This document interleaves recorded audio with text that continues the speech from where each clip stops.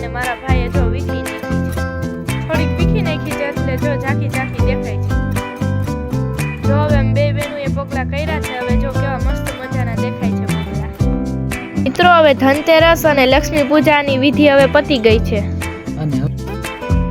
તો હવે આપણે કરવાની છે ગરમા ગરમ ભજીયાની તૈયારી. મારા મમ્મી જો મેથી મરચાની મોરે છે, મારી બેન લીંબુનો રસ કાઢે છે. જો મમ્મીએ સુધારીને બધું તૈયાર કરી દીધું છે. તો જો હવે મારા પપ્પા ગરમા ગરમ ભજીયા મહિના છે બનાવવા. તો જો હવે પપ્પાએ બનાવ્યા છે આખા મરચાના ભજીયા છે, બટેટાના પતરી વાળા ભજીયા.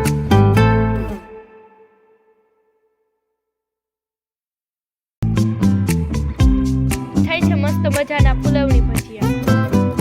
મિત્રો હવે મસ્ત મજાના ભજીયા થઈ ગયા છે અને ચાલો હવે બધા જમવા. તો ચાલો હવે આપણે બધા જમીએ. તો આજનો મારો ધનતેરસનો વ્લોગ તમને બધાને ગમ્યો હોય તો કોમેન્ટમાં જય લક્ષ્મીમાં લખવાનું ભૂલતા